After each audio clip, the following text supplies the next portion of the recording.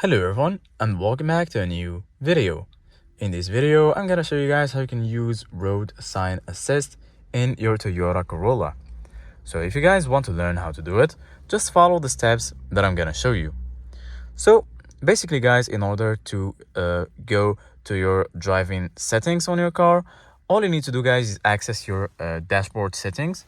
In order to do that, you need to use these arrow keys in order to be able to navigate through your settings. I'm going to give you guys a closer look on the dashboard. So just go right until you find the settings icon. Once here, you're going to find the lane assist. Here you're going to find PCS, and the third option is going to be the option we're looking for, which is RSA or road sign assist.